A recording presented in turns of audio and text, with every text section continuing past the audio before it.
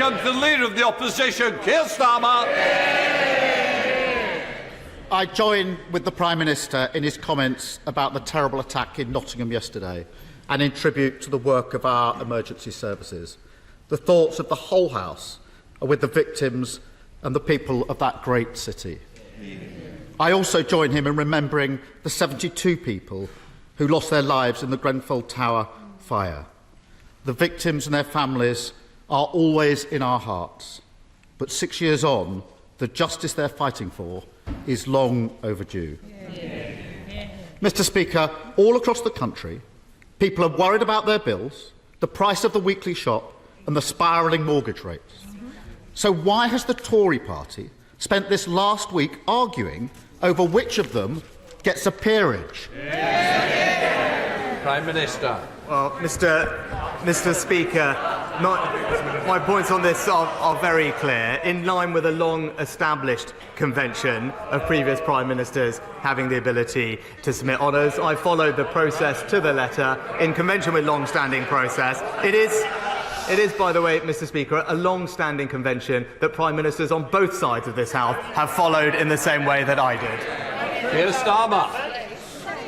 Mr. Speaker, the truth is, for all his tough talk after the event, the Prime Minister did sign off the honours list. And that means, Mr. Speaker, that those who threw a Downing Street party the night before the late Queen sat alone at her husband's funeral will now receive awards from the King. If he's so tough, why didn't he block it? Mr. Speaker, as I said, I and the government follow due process and convention. Prime Ministers of both parties have always upheld the convention of non-interference on political honours. My predecessors may not have agreed with Labour's choices of Tom Watson or Shami Chakrabarti,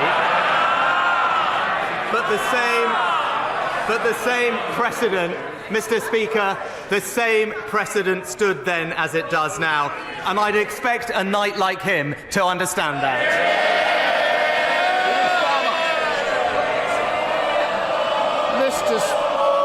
I think we will have more if we carry on. It'll be more outside rather than here. Keir Starmer. Honour should be for public service, not Tory cronies. But, Mr. Speaker, isn't this the case? He was too weak to block Johnson's list. And that also means that those who spent their time helping cover up Johnson's law-breaking are rewarded by becoming lawmakers for the rest of their lives. Is his message to the British public, if you don't like it, tough? Mr. Speaker, it's right that we use the honours system to recognise people, almost 2,000 people a year, from members of the England Lionesses team to the first Asian police officer in Greater Manchester. But he talks about putting people in the House of Lords. Perhaps he could explain why he put forward for a peerage the former MP, Labour MP Tom Watson, who spread vicious conspiracy theories that were totally and utterly untrue, damaged public discourse and inflicted misery on innocent people. Quiet. Can I just say to the Prime Minister, you shouldn't criticise other members. Also, you're not responsible for the other parties. You are the Prime Minister that's answering the questions, not asking the questions. Keir Starmer. Order. Is somebody wanting to challenge my decision? Keir Starmer. Mr. Speaker, the truth is the country is paying the price of this endless cycle of chaos and distraction.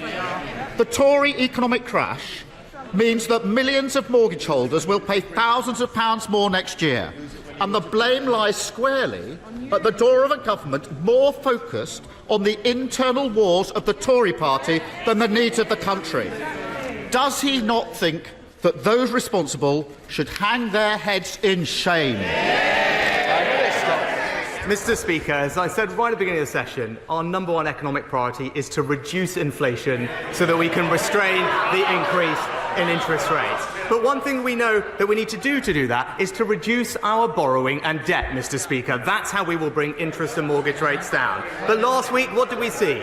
Labour confusion with the Shadow Chancellor attempting to water down their plans to borrow £28 billion more a year.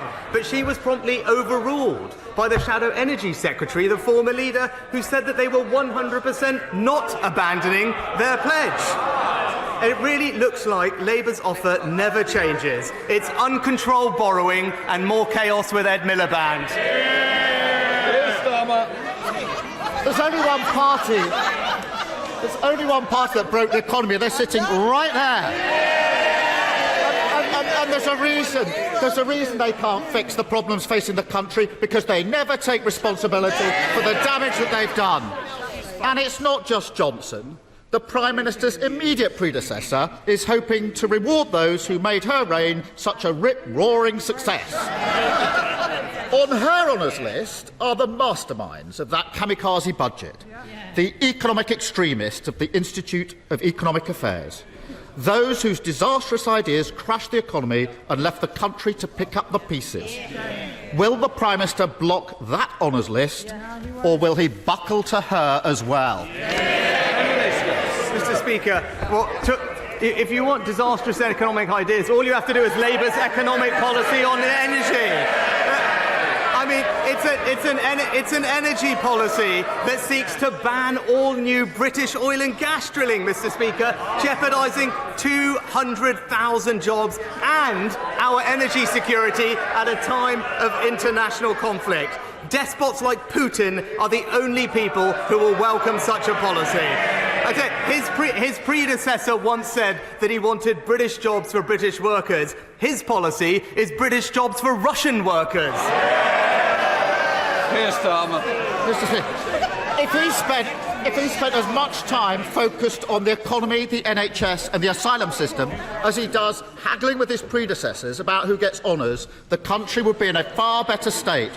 But once again, he's lost control, and once again, it's working people paying the price. And if he disagrees with that, why not put it to the test? End the boasting, the excuses, the Tory chaos, see if he can finally find somebody, anybody, anywhere, to vote for him, and call a general election now. Mr. Speaker, he talked about asylum just this week. It was the Labour Party that voted against plans to tackle illegal migration. Just this week, it was the Labour Party that voted against plans to tackle disruptive protesters by their funding eco-zealots, Mr. Speaker. But we're getting on and delivering for the country. We're delivering record employment and the fastest wage growth in years, Mr. Speaker. It's clear only the Conservatives are going to deliver for the people of Britain. Mr. Speaker, crime is down significantly and falling. Police officer numbers are at an all-time high, but the police funding formula remains elderly and out of date and penalises counties like my own of Hampshire to the tune of many millions of pounds. Previous administrations have made the commitment that a new police funding formula would be in place by the general election. Can I invite the Prime Minister to make the same commitment, please? Prime Minister. Well, Mr. Speaker, recognise that the current police funding formula no longer accurately reflects demands on policing, and that is why the review is carefully considering local factors for each police force. Our priority is to deliver a robust, future-proof funding formula, but it is important that we take the time to get that right, and I know that the Home Office will continue to keep the House updated on our progress.